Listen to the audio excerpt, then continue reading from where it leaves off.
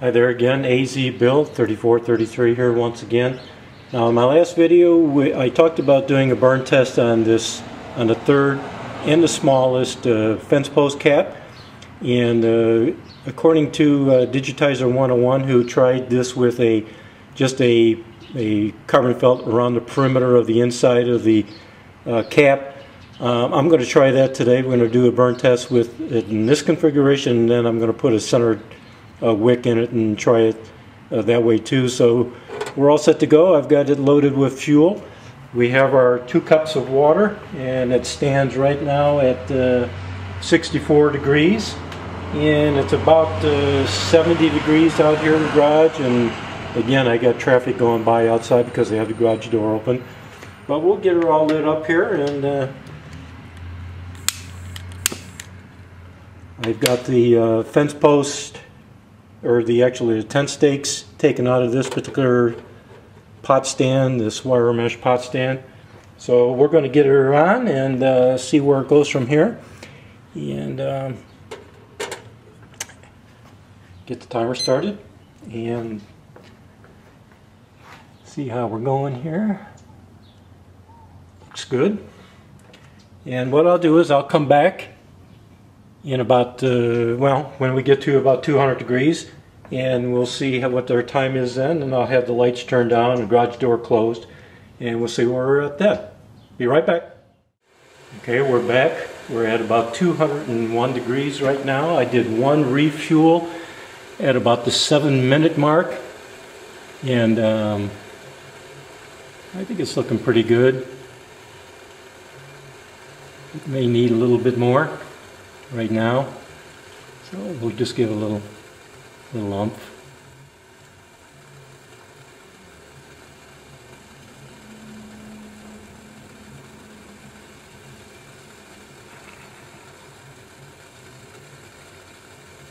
All right, let's see where our temperature is.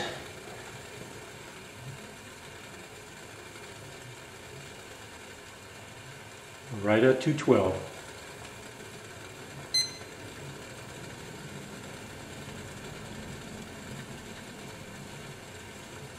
Nine minutes and 11 seconds.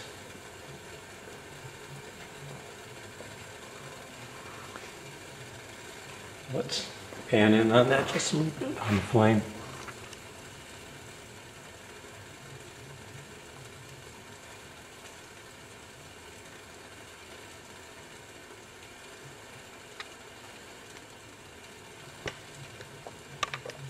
That looks pretty good. A little bit on the slow side, but again, it's not a very big burner to begin with. So I'll let this run out, and then we'll be back and we'll try this again. We'll do another burn test with the stove with a center wick. Be back in a minute. Okay, we're back for test number 2. Test number 2 actually has the center wick along with the outer carbon felt that was in there before, but we now have the center wick in. We're totally fueled up. We'll get her lit up. Get our pot stand on. 2 cups of water at 63 degrees. Put her on. And we got a pretty good looking flame there. And what I'll do is, again, when I get to about 200 degrees, we'll turn the camera back on and we'll see how far we've gone and how quickly we've gotten there. So, be back in a minute. Okay, we're back. We're at the 201 mark. I've done one refueling about 30 seconds ago, and I think it's looking pretty good yet. So let's monitor our heat here. We're at 205.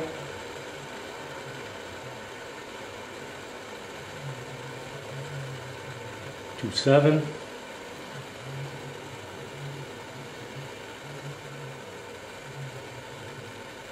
208.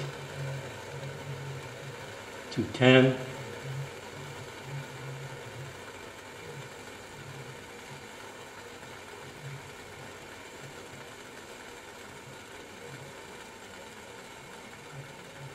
212 at 8 minutes. A little hard to read in this dark here.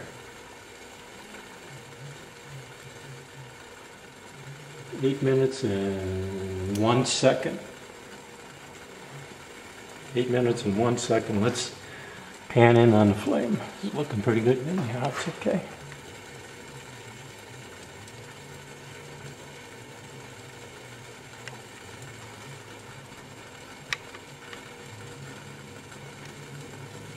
Minutes and 1 second, not too bad. So that's with the center wick as compared to just having the carbon felt around the perimeter of the inside. So what we'll do is I'll let this burn out, and then I'll be back and we'll evaluate what we did here and talk about our next video. Be back in a minute. Just thought I'd do this. I wanted to, as I was taking the pot off, I wanted to look at the flame and see its consistency. So I thought maybe I'd just interject this short little clip in here and let you see what that looks like. So this is what it looks like with the pot off, and it's still generating pretty much a really nice even heat there. It's starting to wane a little bit, but it's not too bad. So be back in a minute with an evaluation. Okay, we're back. First of all, I'd like to give some dimensional information about each one of these three different fence post caps. Smaller one here, and these are all approximate. They're not exactly, you know, what I'm going to give you here, but they're approximate. The diameter of this one here is about 1.5 inches, and it's slightly tapered, so the 1.5 inches is about, you know, the mean dimension for the diameter, and that does not include this upper flange. Just upper flange is, you know, going to be bigger. The height from the bottom to the top of the flange here is 1.25 inches. The center one here is about 1 13/16 on an average, about this diameter here, again without the flange, and its height without the 1/8 inch top to it is 1 1/4 also, and then of course it has the 1/8 inch cap that I JB welded onto it. The larger one is averages about 2 inches across the body without the flange, and the height is 1 5/8 without the 1/8 inch thick cap that's JB welded to that one there. Now, as far as the testing that we've done on all three of these, I think they all work very well together. They're all welded separately.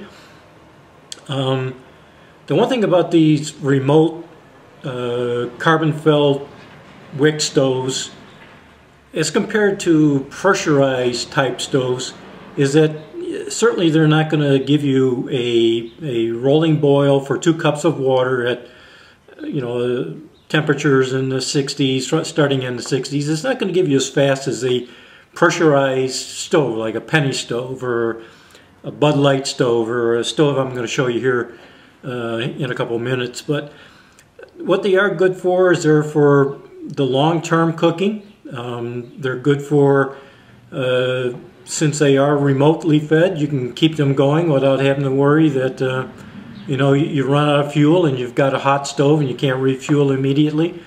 So they do have their place. The penny stoves and the Bud Light stoves, which I've made also, they have their place too. They're usually going to be hotter. They're going to get your 2 cups of water boiling probably in somewhere between 4 to 6 minutes or thereabouts. These are usually going to, wick stoves are going to be somewhere in the 6 minute plus range. So I think each one of those types of stoves has their own place, and so you have to kind of evaluate what you're actually doing with. If you're a backpacker, if you're a camper, tent camper, whatever you are, or if you just like to play with these, they're kind of fun to play with, and so the evaluation for that, I think, is that everybody has their own context about how they're going to use these stoves. Now, what I'd like to show you now would be, in fact, I think almost everybody's seen these type of little stoves, and I think Tinny from Mini Bowl Design, he calls them an Elite Smoke Eater 908. I think he calls this just a 1-can stove.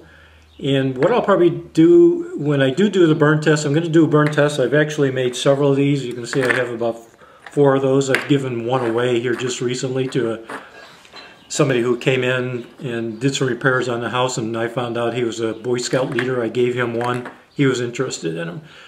So anyway, I'm going to do a burn test on these, and when I do the burn test, I'm going to put a link to Smoke Eater 908 because he has a really good video, I believe, on how to make these. There's actually 2 videos. One is for actually making the stove, and the other one is for the inner ring, how he uses he has a template to make the inner ring. So I'm going to do a burn test on these. We'll see that this particular stove runs extremely hot and will very quickly bring to a boil 2 cups of water fairly quickly. So that's going to be my next video, I believe. It's going to be kind of an interesting video because I haven't done one with this particular type of side burner stove. So I think I'm pretty much at the end here. I think I've said everything I'm going to say about the fence post cap stoves. If you have any comments or questions, please let me know. Until the next time, thanks for watching.